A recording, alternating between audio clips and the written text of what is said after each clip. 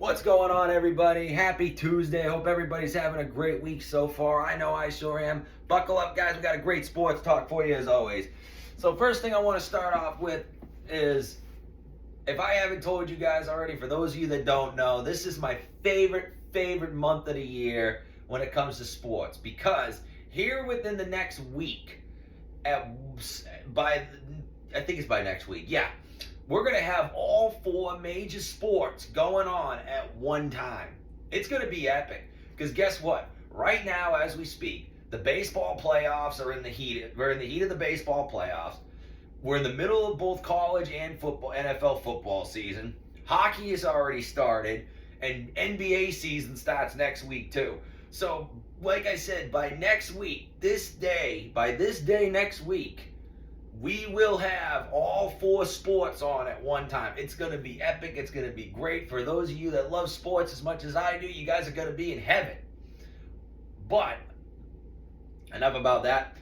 I got some business to discuss. First thing I want to go over is last night, those Cowboys, let me tell you, all my Cowboy followers, all my Cowboy listeners out there, you guys were probably on the edge of your seats last night.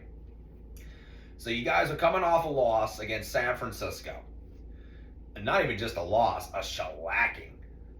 You got to go back on the road to LA, so back out to California, and play the Chargers. Well, the Chargers this year have been kind of up and down. Don't get me wrong. They have been an up and down team this year. So, Cowboys are going in off a loss. They're playing the Chargers, who we don't know what version of the Chargers we're going to get each week. Is it going to be the Chargers that has Justin Herbert, the quarterback of the future, throwing for a buck ton of yards and winning, or Brandon Staley being Brandon Staley and somehow finding a way to lose the game? Well, I got to tell you, it seems like neither team last night wanted to win the game. Neither team. The way they were playing, they were going for it on 4th and short in the red zone. You know, they were playing too, like, they weren't playing conservative enough, in my honest opinion. Both teams, I'm talking Dallas and the Chargers. Like, I've always been told, and for all you Cowboy fans, the great Tony Romo has said this: when you are a home team in a close game and you have an opportunity to get points, you take the points. If you're the away team, you take the chance. I don't think Brandon Staley got that memo last night, because there was a couple of times in the game where he could have kicked field goals and they would have won. Same with the Cowboys, but again, the Cowboys were the away team, so they were rolling the dice, which I understand that you're on the road, you want to roll the dice. The Cowboys got back on the winning track yesterday. They were able to win 20-17. They played a really good game. You know, they honestly played a really good game. They looked like the Cowboys. Oh, Dak Prescott didn't turn the ball over. You know, the defense got turnovers. And look what happens. You see, this is what I've been trying to tell Cowboys fans. When Dak Prescott doesn't turn the ball over and the defense forces turnovers in short fields, the Cowboys have a chance to win. That's the winning formula for the Dallas Cowboys. It has been for a little while now. So the fact that they were able to get back on track, they were able to not make mistakes. Yeah, they did make a couple of mistakes when it comes to like going for it on 4th down. But in the end, it ended up not biting them in the butt.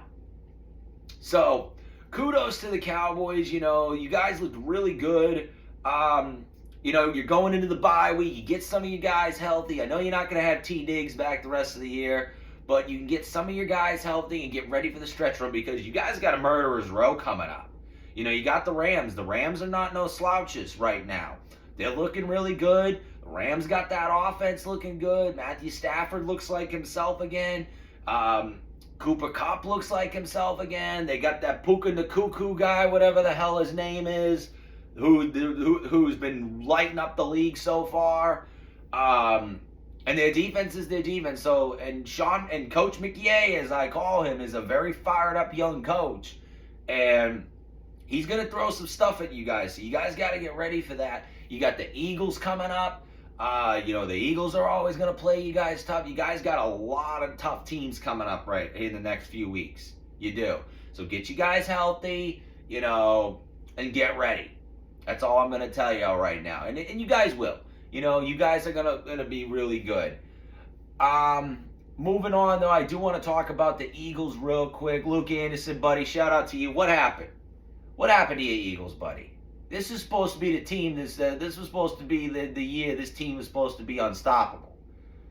This team did not look unstoppable. Jalen Hurts did not look like the old Jalen Hurts against the Jets.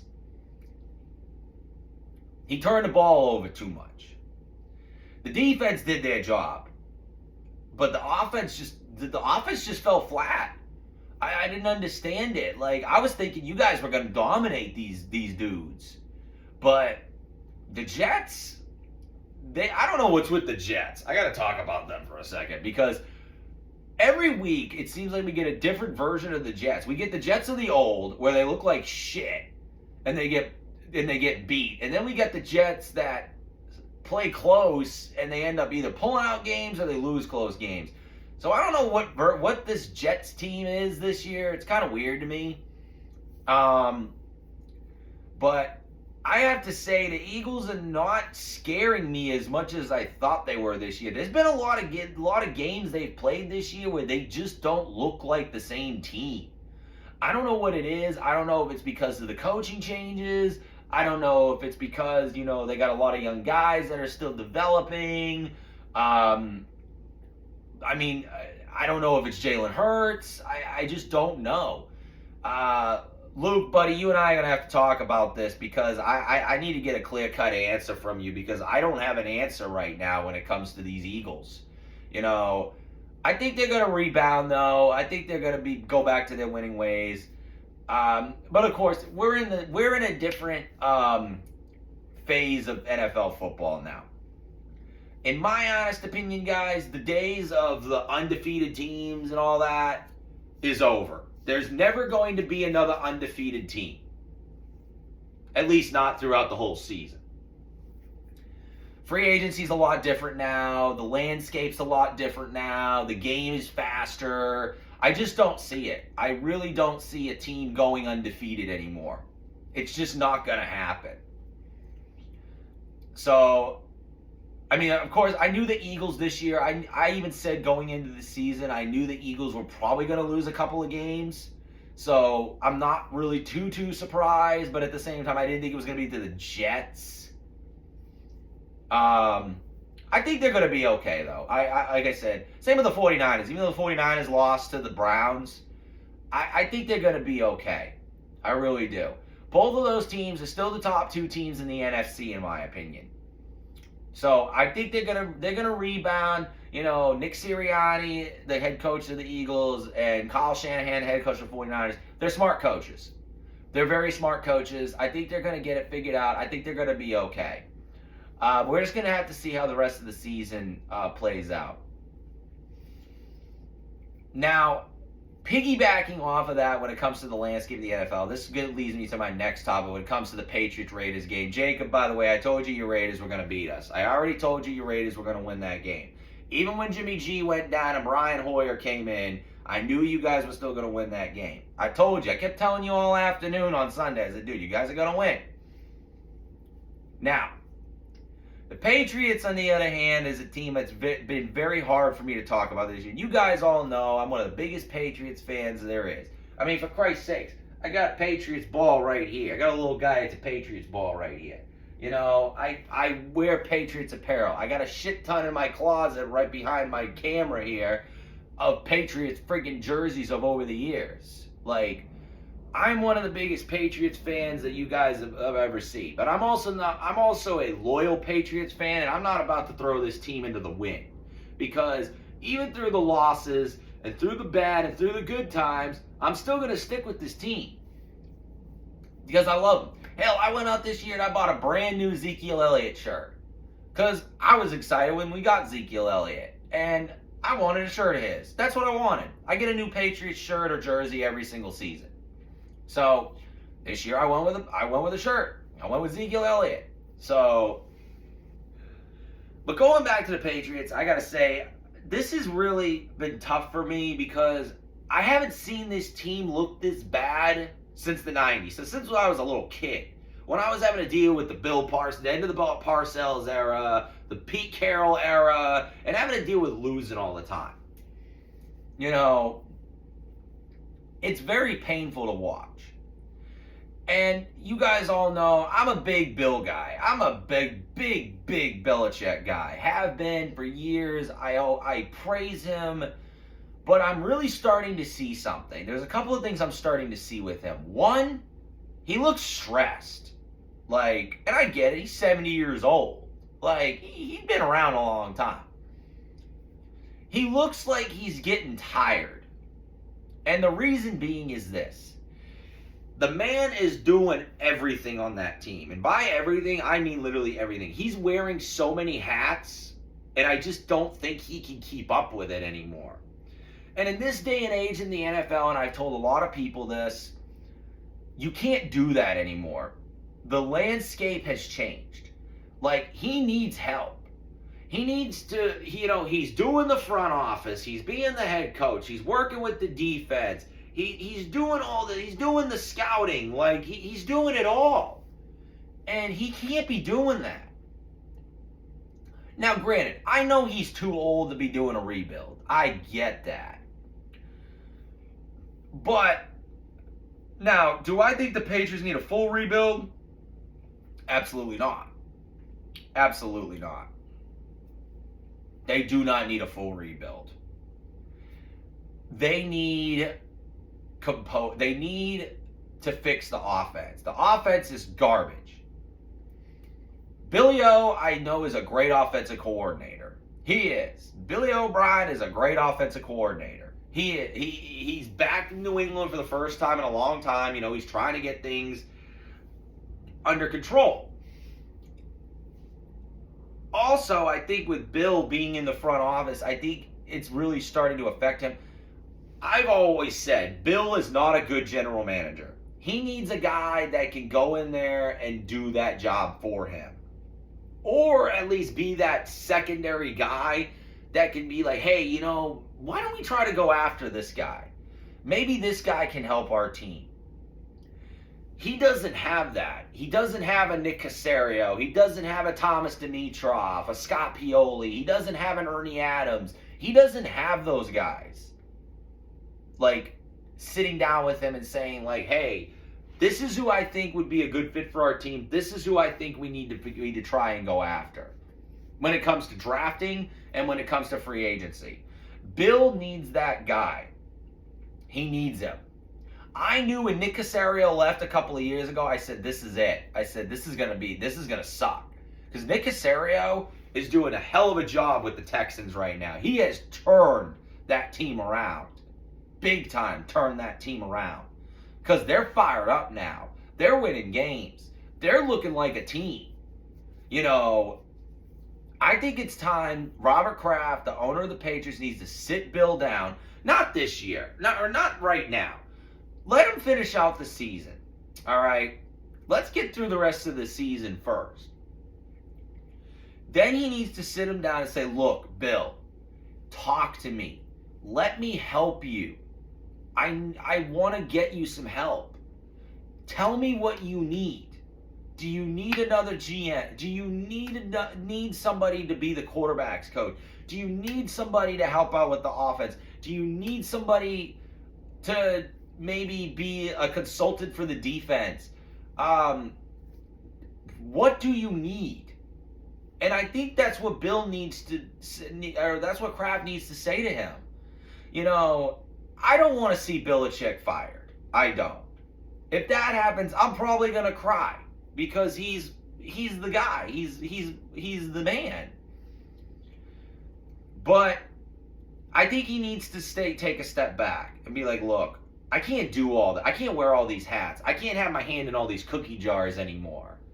Like, I just can't do it. This day and age in the NFL, if you look at all the other teams, they have a GM.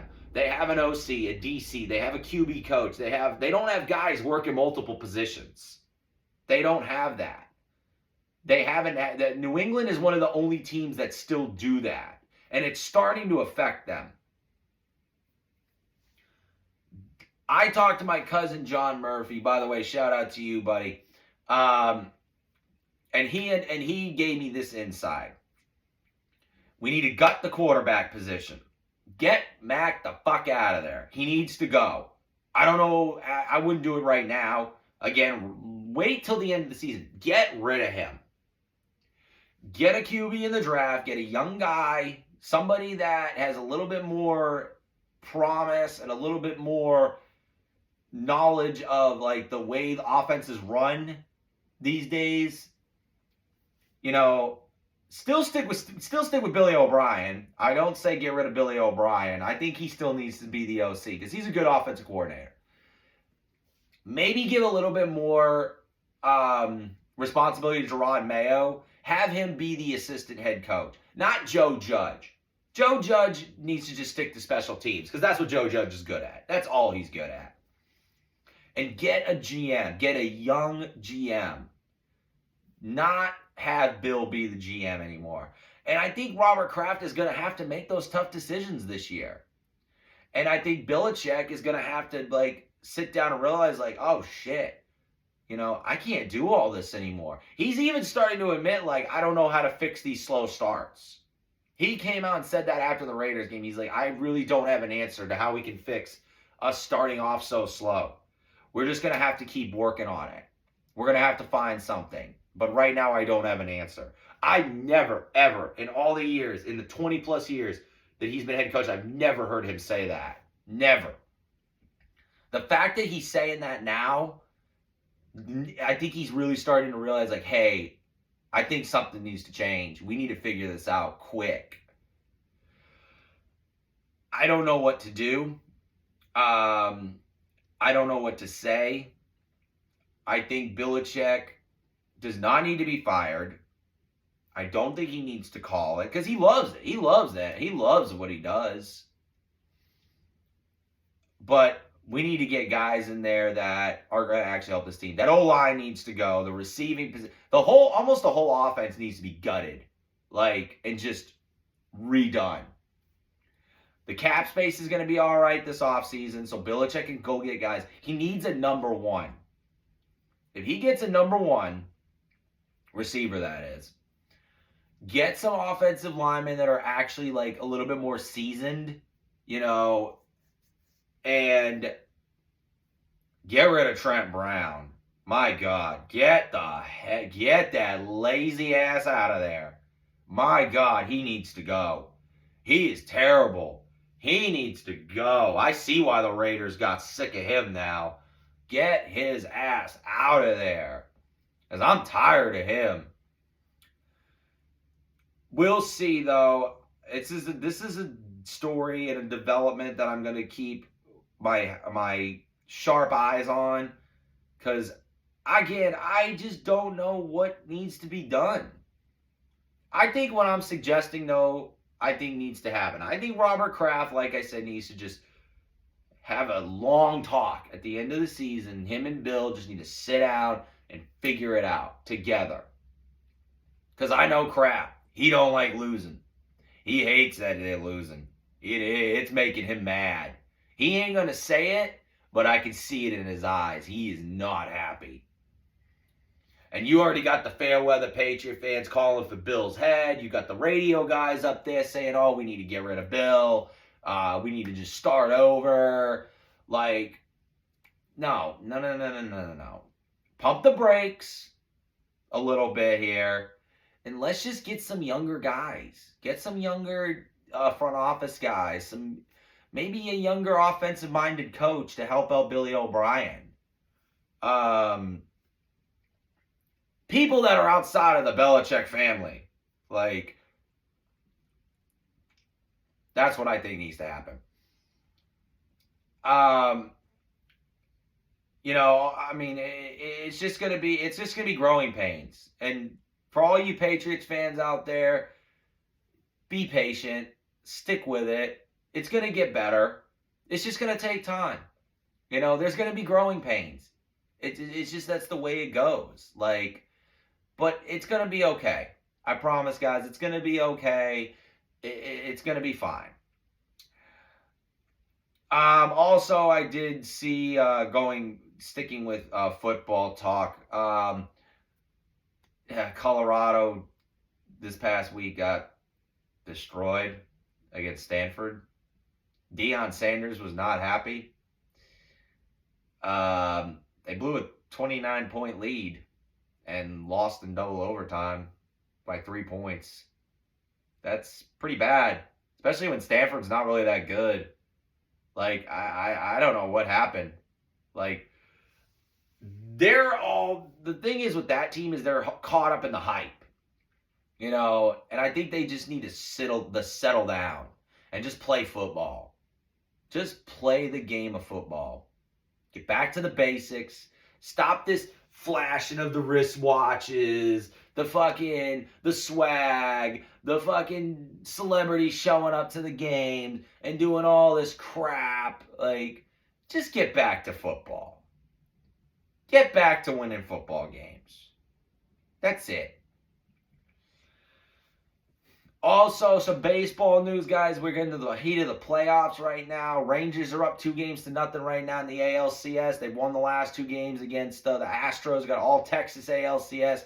Game 3 is tomorrow night. Max Scherzer is making his long-awaited return to the team. I know Rangers fans, you guys are fired up for that. I'm fired up for it, too, to see what happens. That's going to be a great series. I think Houston's going to get it together, though. I don't think they're going to end up losing that series by a sweep. I really don't. I think it's going to go the distance. I think Houston's going to figure it out.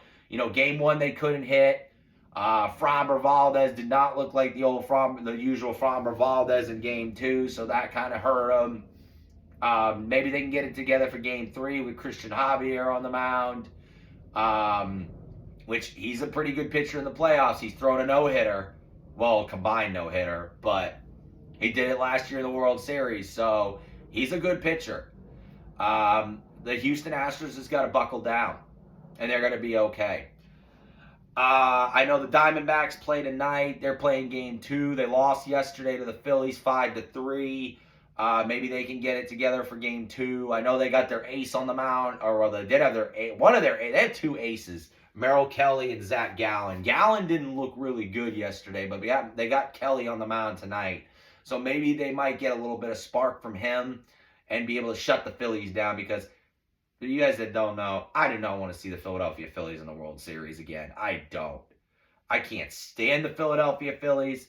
I'm not a Philly fan at all. I can't stand any of their teams. I tolerate the Eagles because, I kind of do like Jalen Hurts, but for the most part, I don't want to see the Philadelphia. But I cannot stand the Philadelphia Phillies. They're one of the most hated teams of mine. I never liked them, and I really do not want to see them back in the World Series again for a second year in a row. So hopefully the Diamondbacks can get it together. We'll see what happens tonight. I'm going to keep my eyes on that game, and then when I do my next episode, I'll definitely recap that for you guys. But that's all I got for today. I just want to come on real quick and do this for you guys. Hope everybody has a great rest of your week. We got a lot of football coming up this week. I don't know who's on the Thursday night game this week. I'm gonna have to look that up and figure that out. I will have another episode for you guys probably later on in the week, or maybe this time next week. But yeah, like I said, guys, take it easy. Have a great week. It's beautiful, beautiful down here in Texas right now. It's only in the 70s.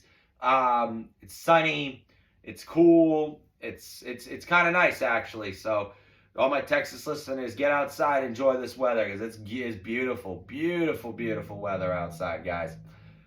Talk to you all later. Have a great rest of your week, guys. Take it easy.